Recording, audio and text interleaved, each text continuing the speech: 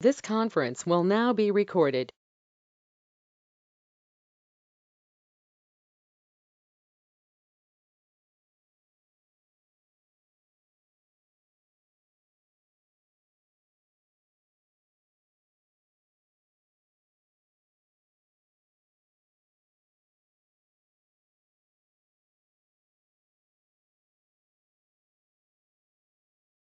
For today's meeting, some Zoom.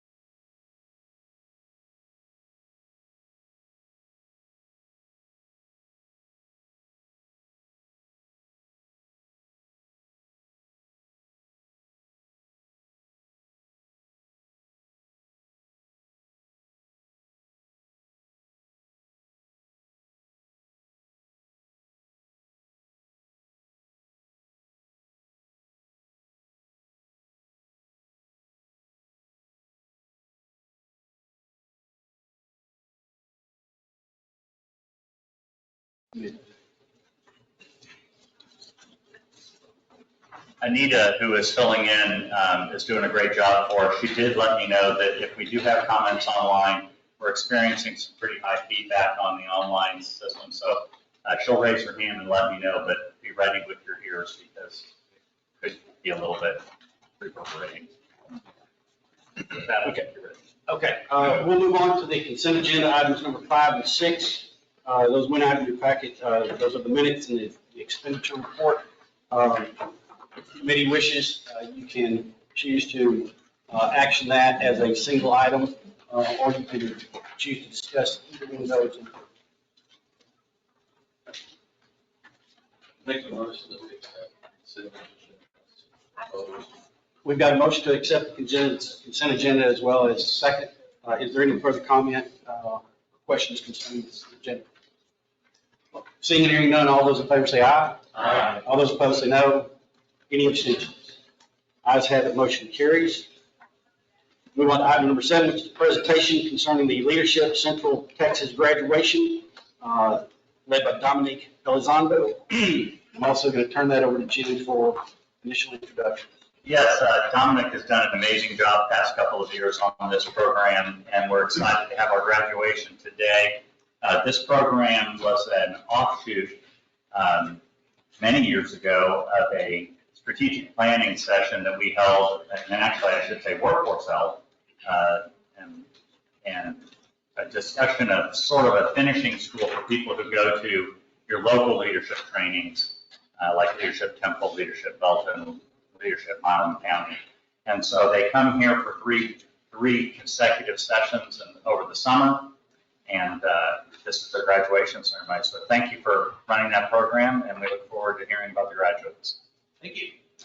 So as Jim mentioned, Leadership Central Texas is an annual program that we hold for aspiring regional leaders. Do you have the clicker slide?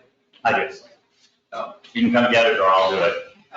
You can tell me what to do if you've enjoyed them.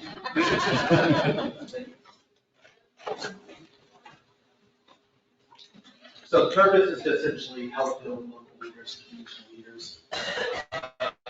They learn about leadership from city managers, mayors, county commissioners, county judges, wide host of people, many of them in this room to come and speak to them. So the topics, typically, one day in June, one day in July, one day in August. The first day covers federal, state, and local government, as well as CTCOG, and just overview of services and divisions we have here. Second day is over regional infrastructure planning and then social services, so we're going to get a broad overview of the network of social service providers we have and also how planning is done in the region. And then the third day covers both general leadership style and pathways, so like pathways to becoming a regional leader, and then also everything economic development. So comprehensive list of everyone we have to speak, but I'm not going to go line by line, but we had everyone, like you said, from cities, counties, CTCOG, various nonprofit organizations, workforce solutions, Fort Cavazos, we heard from Keisha Stokes, here, so we can speak. So without further ado, I'm going to go ahead and begin bringing them up. Graduate on the screen, you're going to see a short mission statement or a portion of the mission statement that kind of outlines the goals here. So we wish them well in their journey and becoming regional leaders. So first up, we should have Suzanne Bowden, who is the Williams Resort Communications Coordinator. So, Suzanne.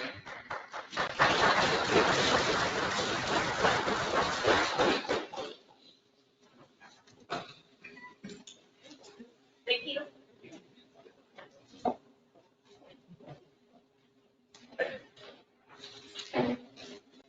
Then next, we should have Sydney Cable, the Central Area Builders Association.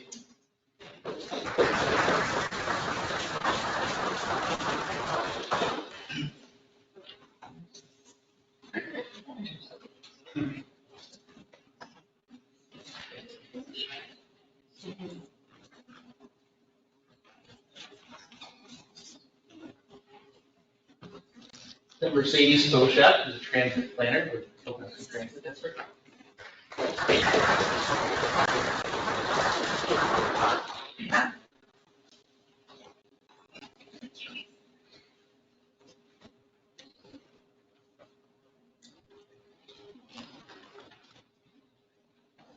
And Renee Hensley, who's housing consultant with State Military Housing Initiative, Fort Cavazos.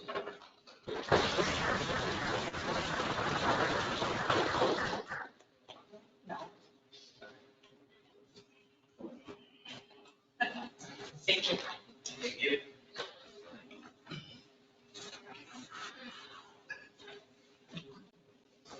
Thank you. Ricky McCall, Code Enforcement Officer with the City.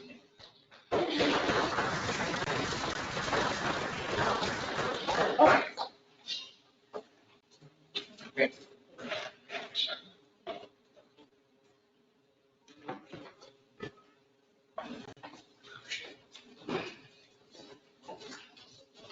Edward Rowe, Executive Director of the Development Services at the City.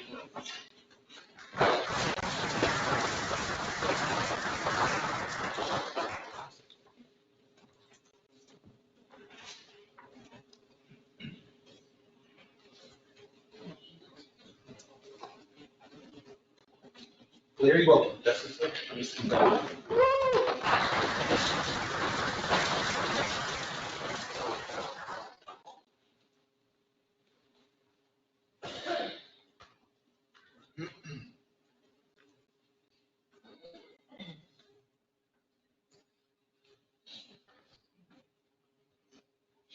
And our last person is not here today. She's unable to make it, but it's Lori Wilson. She's the Assistant City Manager at the City Employee. And so basically, the class culture learn what resources are available for different organizations and entities. These trainings allow her to set meetings and know what parties have those conversations about partnerships and staffing solutions and issues in their community. And lastly, the class vote there. And that's your Leadership Central Texas program for 2024. Thank you. Thank you.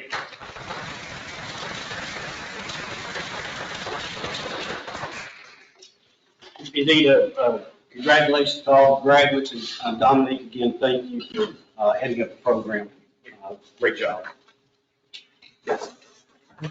We'll move into the action portion of our agenda, picking up at item number 8, which is to consider Resolution 09-24-Admin 001, resolution designating Cadence Bank as a depository of the Central Texas Council of Governments. Yes, sir. Starting on page 13 of your packet are those documents of proclamation and also a certificate that would change our depository agreement currently with PNC Bank here in Belton to Cadence Bank.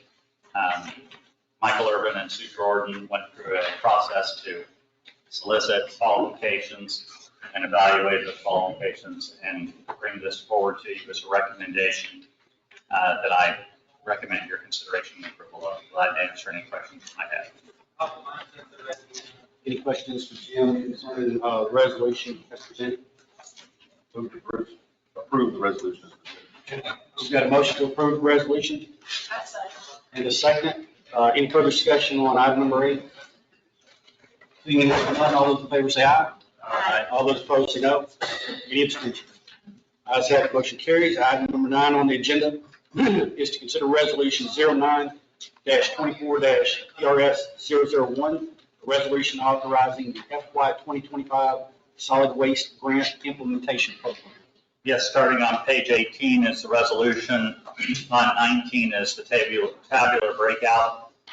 There are 5 projects, 2 in Bell County, 1 in the city of Hamilton, 1 city of Cumming, 1 city of Temple. Mostly household hazardous waste events, but 1 scrap tire event and cameras to monitor illegal tire dumping, which is a problem in all of our counties. Judge Whitmire, I'm sorry we did not know about rat farms at the time of this. We didn't either. But this process has gone through the selection process of the Solid Waste Advisory Committee and comes to you as staff recommending your consideration and approval. Any questions for Jim or the staff? Does this allocate all the available dollars? Yes, sir, it does. Excuse me, on rat farms or whatever. Yes, and Judge Whitmire would be glad to discuss that with you in greater detail, but it's a new phenomenon that I just learned about 15 minutes ago. He lives next door. You talk to him. Economic development. Yeah. That's one way to look at it, yeah. Yes, Judge Blackburn had inquired, it does expense the $75,493.49 that was allocated. Any other questions or comments for Jim or the staff? Seeing and hearing none, I would entertain a motion to approve the resolution authorizing the FY 2025 solid waste grant implementation projects. I'd like to make a motion to approve resolution authorizing the FY 2025 solid waste Second. project as We've got a motion to approve and a second. Any further discussion concerning item number 9? Seeing and hearing none, all those in favor say aye. Aye. All those opposed say no. Any abstention? Ayes have it, motion carries. Item number 10 on the agenda is to consider a resolution 09-24-PRS 002, a resolution approving the revised SS4A project selection list. Yes, that starts on page 23. The MPO staff, a majority of them are absent today. They are attending the American MPO Association Conference. And so if you get stuck with me to try and explain this, I will do the best I can. Those recommendations start on page 25 of your packet and are basically listed as a group of projects that were identified in March of 24, both implementation and demonstration opportunities, and it's listed by facility there. Then when you flip over, there are some off-system project opportunities that are then listed that were initially identified in March, and then below that in August again. And then the final page is the additional projects for the off-system project opportunities, 1 in Harker Heights and 1 in Killeen. So those are the current SS4A project selection list. Be glad to attempt to answer any questions. If you do not feel comfortable without the staff going into greater detail, we can certainly table this and bring it back next month. Thank you, Jim. Any questions for the Jim or the staff or any discussion concerning the addition? So just as a refresher, this SS4A Yes. Was an effort to identify projects necessarily funding associated. So that's the first question. The second one is, so will these roll over to the EIP? Will they roll into another plan? These roll into a grant request. The SS4A project is initially you do a plan to identify your benefits, and then there is a tranche of money at the federal level for implementation. And so it would be our next step to take these project lists, look at the most recent selection process, which had some interesting outcomes, shall we say, and try and package these in such a way so that we have the best opportunity to get funding out of the implementation pot. I wish I could give you more details. Judge Miller and I were talking about this earlier, and the state that got the most projects was California, and Texas received about half of what California, if I'm not mistaken, I'll try to first address Judge Blackburn's question. There are two pieces to SS4A. One is planning and demonstration. That's one part of funding. And then the second part is implementation. Because we are doing a region-wide plan that's going to affect, it will enable multiple counties as well as multiple cities to do applications on their own. But one of the requirements is to apply for the implementation funding, you have to have a completed plan. But to apply for demonstration projects, you do not have to have a completed plan. So the implementation or the demonstration projects that are identified as are listed here as part of this is to enable counties and cities that want to apply to be able to submit that application prior to a finalized plan for the region. Is that help you, Judge? Okay. And then Coryell County was part of this, but we were a co-applicant because we had already applied for SS4A ahead of the COGS application. Federal Highways asked us to then merge those to make it easier on them. And so we had a completed plan. We submitted projects as part of the phase 2 of 2024 funding. There is another phase 3 of 2024 funding. So we had a completed plan. We submitted our project list, and we got the big fat no from Federal Highways. And we're asking for a debrief on that. But in that, they did turn over to us just some raw data from the projects that were listed. And this is specifically implementation, not planning or demonstration. So on the implementation side, there were over 250 applications nationwide. Federal Highways approved and funded 70 of those applications. 11 applications were approved in the state of California. There were 5 applications that were approved in the state of Texas. Out of those 5 applications, 2 came out of McLennan County. Belmead and Robinson both got approved for applications for their particular projects.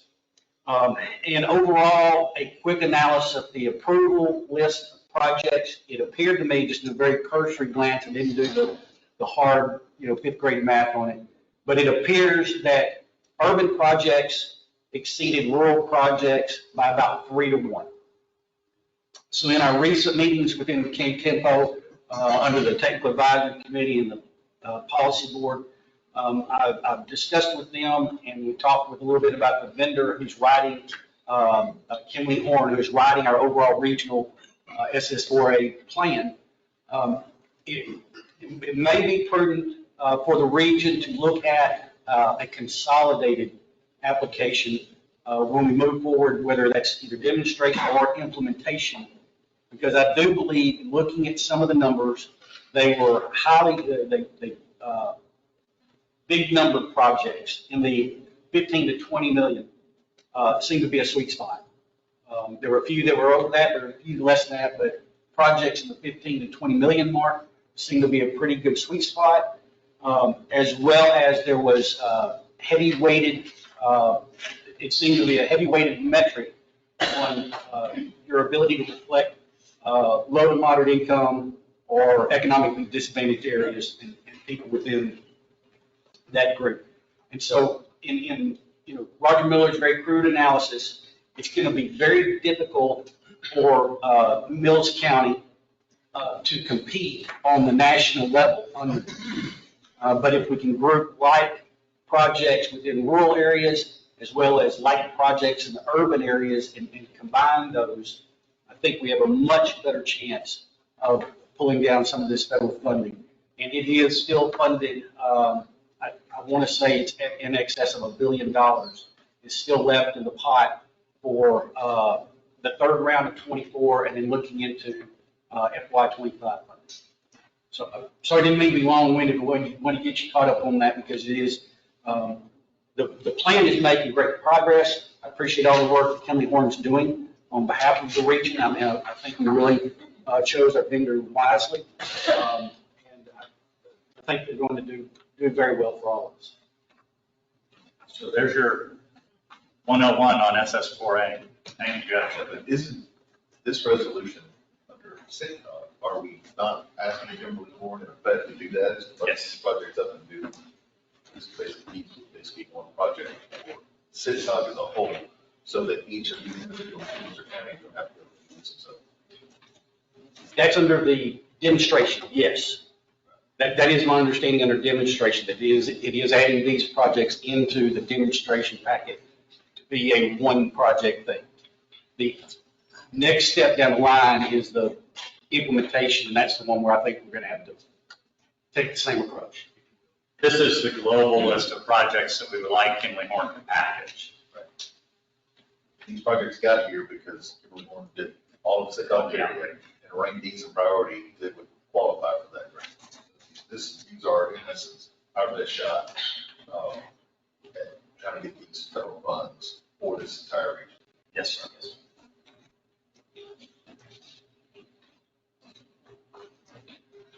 Any other questions or comments?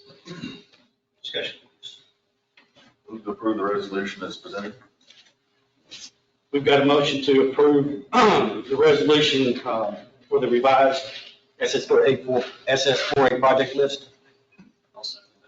And a second, any further discussion? Hearing none, all those in favor say aye. Aye. All those opposed say no. Any abstentions? Ayes have it, motion carries. Thank y'all. Item number 11 on the agenda is to consider resolution 09-24-PRS-003, proclamation declaring, proclamation declaring October 2023 as 2023. Should be 2024. 2024 as Economic and Community Development Month in the Central Texas region. Yes, sir. That resolution's on page 31. It's a standard proclamation. As long as I'm on the mic, I will also let you know that item number 12, should you decide to take them both at the same time because they're very similar, is a proclamation also declaring October 2024 as National Pedestrian Safety Month. These are both requirements for our various federal and state grants. And so we would ask your consideration and approval of one or both of those proclamations. If there's no objection by the board, I would ask that you consider items number 11 as well as items number 12 as one action.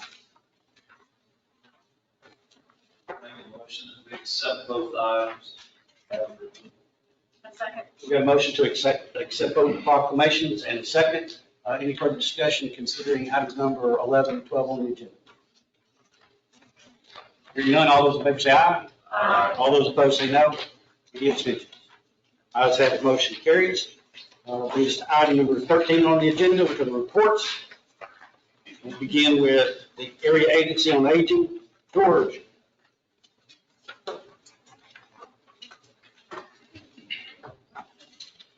Good afternoon, everyone. Be back. I was in Wisconsin last week and enjoyed it. A little bit cooler weather. It was 85 degrees, but it was pretty humid. So it's welcome to be back to Texas, where comfort of home here. But just wanted to give you a quick update. We did have our biannual meeting in Austin to really go over some of the initiatives for our new funding for our ADRC grant to get us prepared for fiscal year 2025. And then with our areas on aging to discuss our closeout, like everyone else, we have to close out our books and then moving forward how to prepare for 2025 and 2026. So there were a lot of information about, how to prepare for the next fiscal year. The challenge we've had is just basically getting the funding quicker from the federal government so that we can spend it and use it. So hopefully we'll see some improvement in how fast we get our money so that we can spend it. Hopefully not wait to the end of the fiscal year to spend a lot of money with little time. So then the other thing, I was able to go out and do site visits at our congregational sites, and I'm really happy at the increased participation in our congregational sites. Went to Hamilton to visit out there, visited Gulf Lake, visited Clean Senior Center, and was just impressed by the work that Hill Country Community Actions has been doing.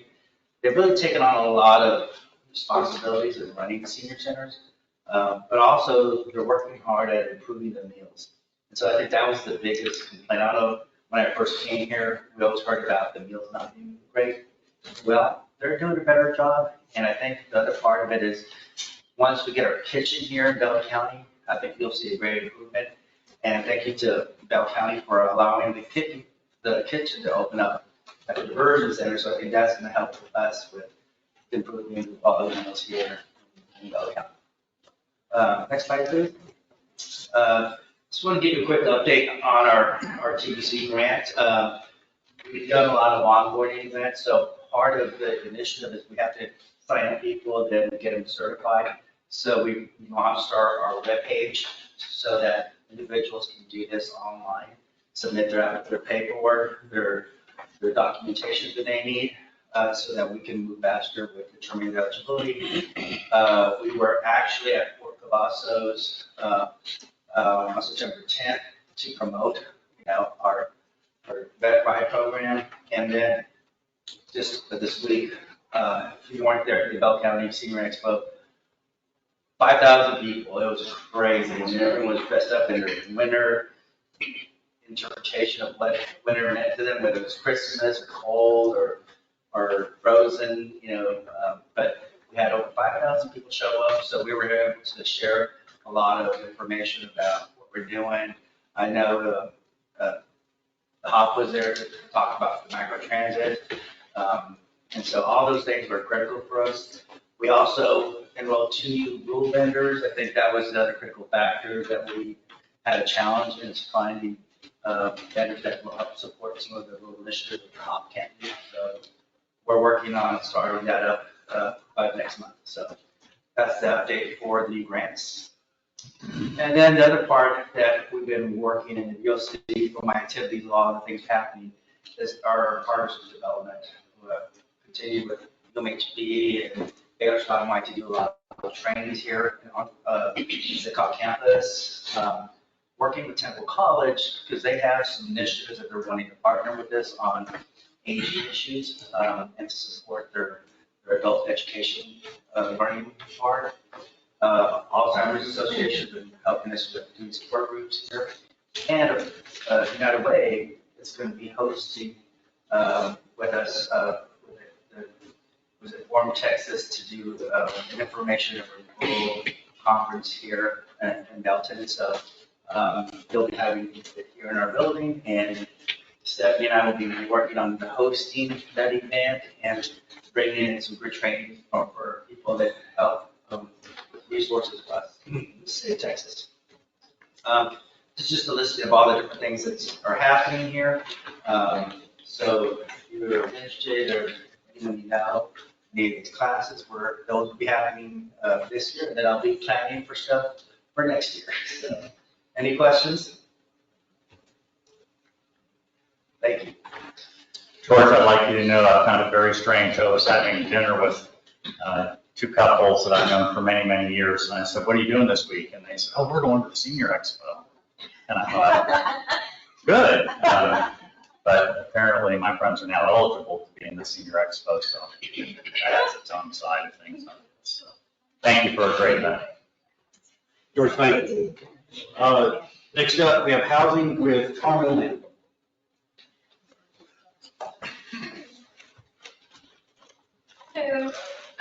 So our numbers as far as spending, we're seeing a trend that we're kind of not spending as much since the takeover of KHA.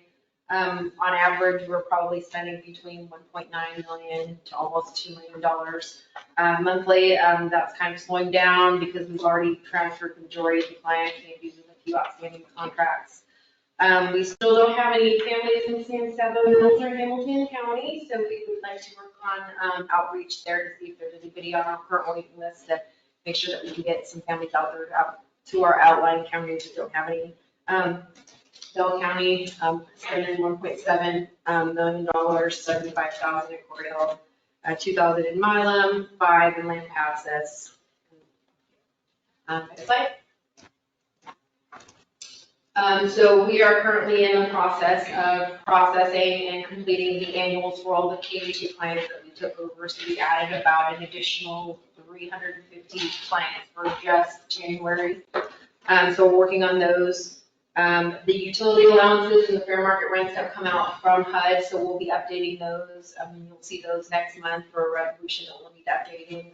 Utility allowances went up for pretty much every county. And then the fair market rents did go down on some and then up on others. I do have a comment. Some of you have called me about some comments you read in the press from members of the KHA board talking about the future of the Clean Housing Authority. And I just want to be as clear as I can in my discussions and Carmen's discussions with HUD, and that is that the transfer of those vouchers was not a temporary condition. Transfer of those vouchers was a permanent transfer to the Council of Governments. And so I do not envision a time where CTCOG will be making a recommendation to you as the board that we transfer vouchers back to KHA. So whatever role they find for themselves in the future, we wish them the best of luck in that and every success, and we're here to support that. But I just want to make clear that it's HUD's position and the COG's position until you tell me otherwise, that the vouchers will be serviced out of this office for the foreseeable future.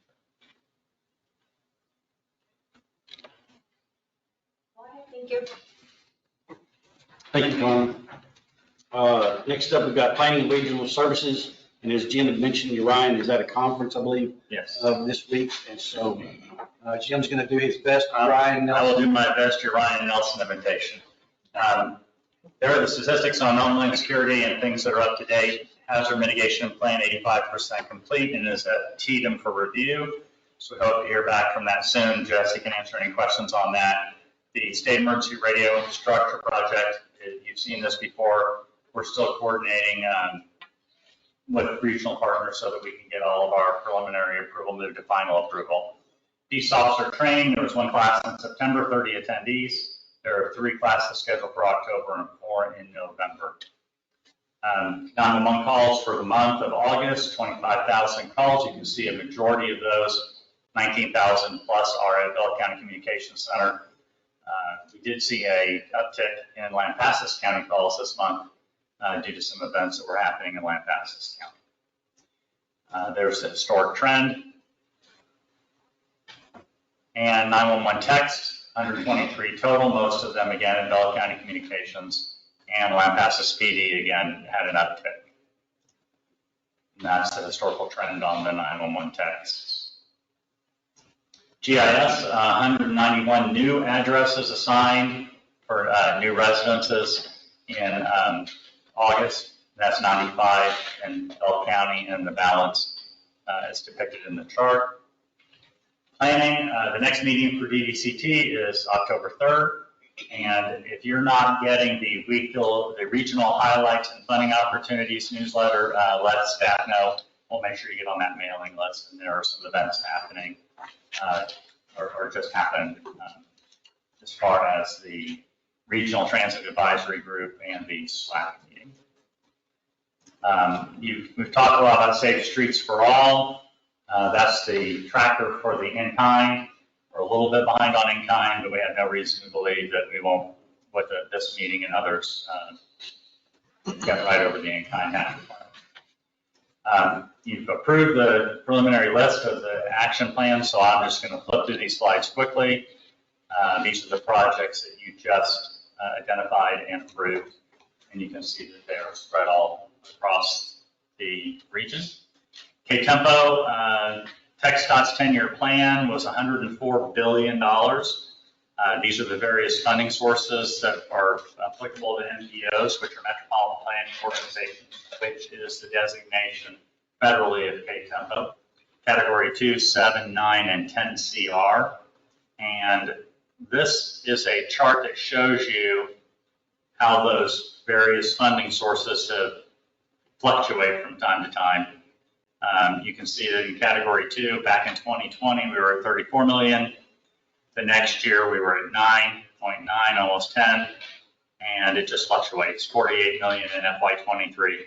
It largely depends upon when projects are ready to go to let, and TxDOT is the one who sets that schedule. So there is some horse trading. It's not a flat line on the funding of these various funding categories.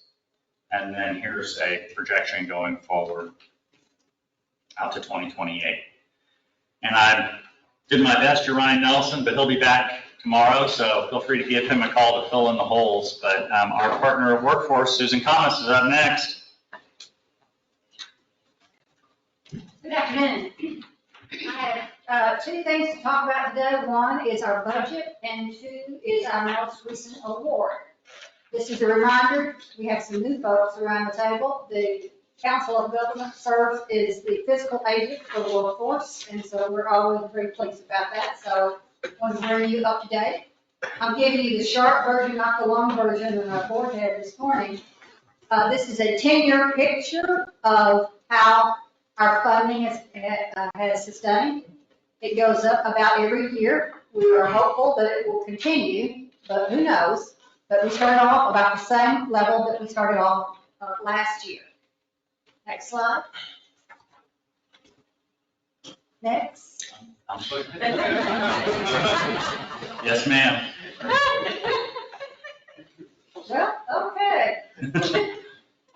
So I'm sure you can't read this, but anyway, the bottom line of this slide is to show you our expenditure, our beginning funding, our expenditures, and our ending amount, and where we were the last few years. So we ended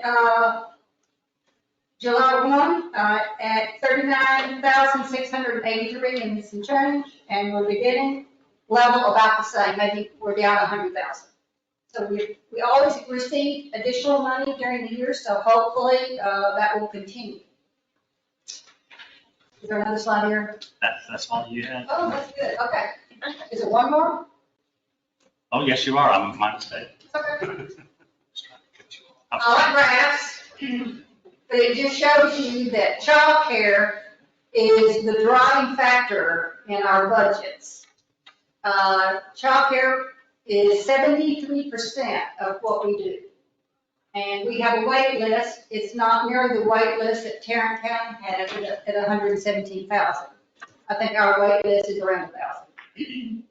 So it drives everything that we do. That's fine. And the second largest funding stream is our Department of Labor money, and that's 10%. And the third 7% is our mandatory work program for welfare.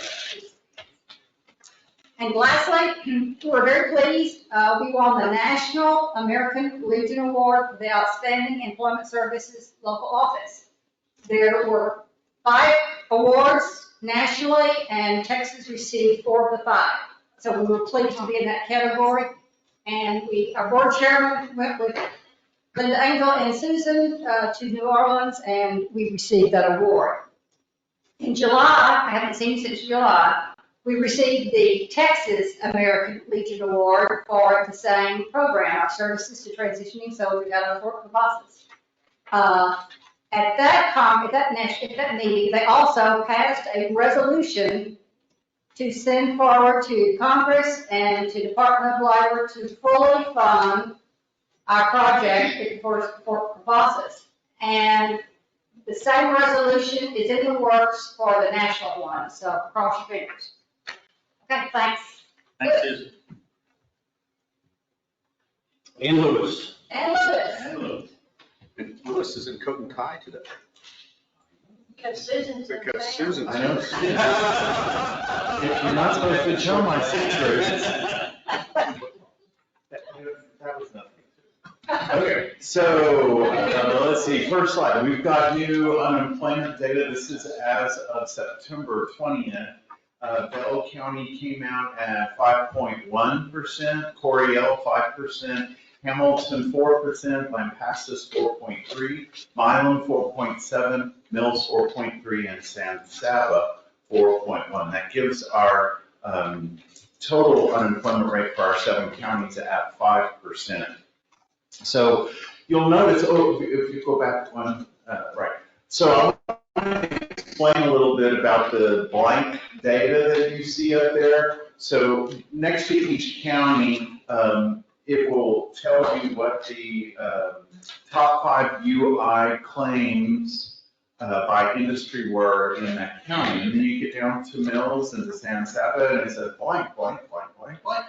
Well, the reason for that is they're not looking at and grouping those top UI claims by industry for the total number of people in each county that are currently receiving UI. They're only doing it on those new claims during that month. So if you'll go to the next slide, it'll become clear. One more. There we go. So if you look at the bottom of this slide, you'll see the number of initial UI claims for the 5-week period in August. So you'll see that Mills only had 1 person all month apply for UI, and San Saba only had 2 people apply for UI the entire month. So 1 person does not make a trend, right? So that's why it has no industries listed, because there just weren't enough people applying for UI. So that's a good thing. Okay, next slide. So in the month of August, we had 4 hiring events. We served 1,014 job seekers in the month of August, and we served 56 or 58 employers. And the next slide. So those numbers are really small to read, so I'll tell you what they say. It says that in the month of August, we provided 29,642 services to over 12,000 customers. So I want to put that into perspective for you. There are 28 workforce development boards around Texas, and we were number 1. We served more customers in the entire state, and we provided more services than any other board area. That includes Gulf Coast. The Gulf Coast Workforce Board, by comparison, serves 13 counties, millions of people, and their budget is hundreds of millions of dollars. And they came in second. We were number 1. So that is a huge accomplishment. Hats off to staff who are continuing to do more with less and continue to serve customers. So those great numbers to report. And do I have one more slide there? I think you're done. Okay, so while I may not have a slide, I did want to talk a little bit about the non-custodial parent program. We now are at bringing in $15,660,246 that comes back in back child support by this program. So those are good numbers. So with that, that concludes my report. I'm happy to answer any questions. Louis, what is TWC's position about you all are doing more and more with less, and they're putting more and more money in the urban areas. Yeah, so I can't speak to what TWC's position is, but I can say what I think. And so there's a couple of things. You'll notice that during COVID, we physically closed the offices for a very short period of time. And we're providing services virtually, over the phone, assisting with UI, all of these other sorts of things. But we came back as quickly, as safely we could. A lot of the other board areas did not, and still have not. And so that's a difference. And so we never stopped serving customers, but perhaps some of the other board areas slowed down significantly. That's one thing. The other is, I, from the very beginning, have been a big, you'll see up there on the screen, it says boss greeter. That is how we measure and count our customers coming in. And I'm a strong advocate for, if you don't count it, it doesn't count. Right? So if you're not giving an accurate reflection of your workload, it shows up in the numbers. There's a cohort of workforce boards that are large. That's like Lower Rio, the Houston area, the Dallas area, Tarrant, San Antonio. And then there's medium-sized boards. There's 2 cohorts, and we're in one of the medium-sized, and then they're small. But we're outpacing all of them. So to your question, what does TWC think? Well, I think they need to think harder about sending us some more funding. Thank you. I would agree. Numbers bear that out. Make sure you thank our staff for their hard work. I will. Appreciate your work. Any other questions? Thank you all. Thank you, Louis. And moving on to the Executive Director's Report, Jim. Thank you. I'm going to center my comments about continuing our discussion about 911 emergency communications districts. I would also make sure that each one of you picks up a packet like this that contains the talking points you requested. There are some available on the front desk. There was a question last month about capital improvement plan. I just wanted to kind of touch base on that, give you some statistics, and then go over some talking points and some timelines. The capital improvement plan is a 10-year equipment replacement schedule. It typically includes both backroom and front room call handling equipment, things that are necessary for call delivery, backup power supplies, backup generators, recorders, and routers, things such as that. I can give you granular detail on this chart, but I just wanted to show you that over the 10-year period, it fluctuates based upon how we are cycling our equipment. The big year is for us in our recurring cycle is year 6, and that is where we replace the backroom and front room equipment at Bell County Communications, which is our largest center and therefore is the most expensive center. So we have to kind of save money in other years so that we can take that big hit in year 6. Funding by entity therefore shows that we spent a little over $3 million in this capital improvements plan in Bell County, and then lesser amounts as you go to the different entities. And that's just strictly based on the number of positions in the call center. To give you an order of magnitude, last time I checked the statistics, in some of our smaller counties, we have 2 call positions. In Bell County alone, we have over 20.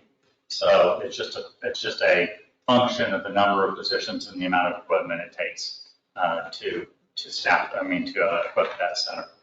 So this is kind of the who, what, where, when, why of the communications district talking points. What is an emergency communications district? It's allowable under state law. A district can be formed to manage the delivery of 911 calls to a region. And the important word in that is delivery. We deliver the call to the call center, but then local entities have to answer that call and do the actual dispatch. That's where the break is between what the COG or the district would do and what local governments do. It allows 911 service fees to flow directly from the State Comptroller's Office of COG without being subject to appropriations, which there's a number of good reasons for us to not be subject to appropriations. It allows us to be locally owned and governed, and it allows us to have a more predictable flow of revenues. The local board sets standards of service, budgets, and service fees. When I say standards of service, there are some minimal levels of service that the state requires, but a local regional communications district can choose what add-ons they want to add to their levels and standards of service. What are some things an ECD cannot do? You can't raise fees above the current level. As you're going to see in a few slides, there are other entities that are much higher because they were formed under different legislation. But the legislation that we would be formed under, we are limited to where we are now, which is 50 cents per residential line, 50 cents per business line, 50 cents per business trunk. We can't incur debt, and we can't raise or collect taxes. So why? Why would you do this? Well, local control, elimination of the state regulatory rules, greater control over the funding cycle, more predictable funding cycle. But why now? The state is currently using SB 8 and Prop 8 money to reduce the amount of service fee they have to spend in the regions, which is great. The legislature appropriated that money. The problem is that we were so far ahead in equipping our region to be next-gen capable that the state has said you cannot spend the SB 8 money or Prop 8 money on anything other than next-gen technology, which we've already bought. So while it's nice that GR got appropriated, the state is telling us that we cannot use that GR in the way that we would like to use it. So the budgetary impact over the next biennium is about a loss of $1.1 million in revenue. So that's why I've announced. So who would run the ECD? The board of directors of the COG would initially be the board of directors of the ECD. Some COGs that have made this transition have kept it that place. Some have later on decided to have a dedicated board of directors that would be specific to the ECD. That would be up to you. But initially it will be by statute the COG executive committee. Day-to-day operations will be run by the same CTCOG staff who has run emergency communications for decades here, with the executive director serving as the ECD executive director, and the COG will continue to serve as fiscal agent of the emergency communications district. And it will continue to be housed here in Belton and the CTCOG offices. So how is it funded? What we don't want is for people to think when they talk to you about this that they're going to see a new line item on their taxes. The ECD is funded exactly as it is today, to 911 service fees. The current service fee, 50 cents per line, would not ever be able to be changed. It could be lowered if we raise sufficient money in reserves that it's prudent to do so. So the public will see no change in the amount of fees they're currently paying. Funds are used to operate the 911 system, the database, to update the maps and replace the equipment. So how do we form it? Resolutions are passed by every entity that operates a 911 answering point, and once the last resolution in that line is passed, the ECD is automatically formed by statute. And with that, I'd be glad to answer any questions. I would direct your attention to this packet. I wasn't able to get all of them and all of the ECD's data because they're not all as transparent as you would think they might want to be. But there are 27 emergency communication districts on this map. And on that last page behind the talking points is a sampling of what some of those entities are charging. And you can see it's all over the map. In Brazos County, similar demographics. It's $1 residential per line, $2 business, $2 business trunk. But when you go to Abilene, it's $1.68, and a business pays $8.70 as opposed to the 50 cents they would pay here. Waco, which is very near to us, pays $57 on residential, $1.05 business, and $1.19 for a business trunk. And then if you just peruse all the way down, the Gulf Coast, which is Houston, they were the most recent COG to transition. They're under the same statute that we are, so you can see that they are 50 cents, 50 cents, 50 cents, which would be our initial service fee allocation. So that being said, I'd be glad to answer any questions you might have about this or any of the other operations of the COG. Thank you, Jim. Questions? Yeah. Your schedule, you put up there that 10-year chart. Yes, Is sir. that something we would still kind of follow along for our procurements with the funds that we generate? Our initial recommendation, thank you for that question, our initial recommendation would be that we would operate exactly the same as we did under the state system, at least for the first several years, to make sure that revenues are steady and that we can fund that equipment replacement schedule.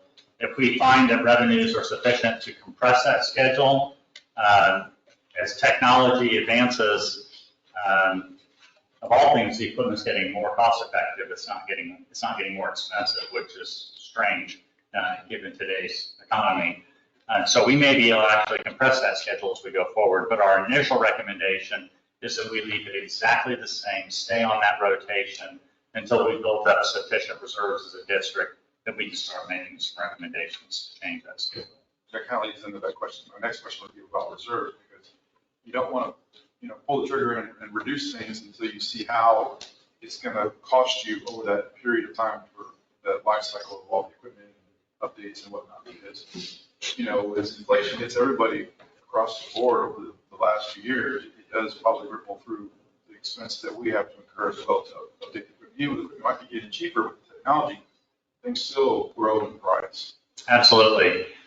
We have a few strategies that we're not quite ready to roll out yet because I want to finalize some conversations I'm having with the state that would jumpstart that reserve account. We believe there's every reason to believe that we should be able to exit the state with some of our money. I would hate to give Michael Urban, who's sitting behind you, a heart attack, but we do have COG reserves that we could rely upon should we find ourselves in a shortfall situation in the short term. But every intent is, the current intent is that we should have an excess of revenues over operating expenses to slowly build a reserve over time that could be supplemented by us exiting the state program with what could be a pretty good amount of money. And I'll hopefully be able to bring that to you, if not in October, at our next regular meeting, which would be the annual meeting in January. And I think we did talk, the last meeting was we weren't going to pull out immediately, we were waiting, and they were going to help us out. Yes, sir. Those conversations are still ongoing, which is why I did not put this down as an action item. My intent right now with staff is we're currently targeting at the end of the summer next year for the final resolution to pull. There are some reasons that in the state's funding cycle that are advantageous not only to the state for us to do that, but advantageous to our biennial funding cycle, to where we're allowed during a certain window of time to prepay expenses into the next fiscal year. And so staff is going to prepay that forward so that, I'll just give some hypothetical dates, these are not the actual dates, but let's say we were going to leave on October 1, we would prepay all of our all of our database expenses and all of our equipment maintenance expenses to 1 January. We would pay them a quarter in advance using our allocation from the state. Then we would exit the state system, which would give us 3 months of having no expenses or virtually no expenses to be able to get the faucet turned from the state system and the comptroller's office to the comptroller paying us direct, so that we would have 3 months of revenues building up before that first recurring revenue, recurring expenses in January. So that's even another way that we think we can kind of squeeze money out of the state system before we go out on our own. But we'll put that all together in strategy for it, and you'll be able to see some hard numbers as soon as we have some hard numbers from the state. Great update. Thank you, Jim. Any other questions, comments for Jim or the staff? As always, I appreciate Jim and staff's efforts in entertaining us and updating us. Wish you all safe travels this afternoon as you head back, and we stand adjourned. Thank you.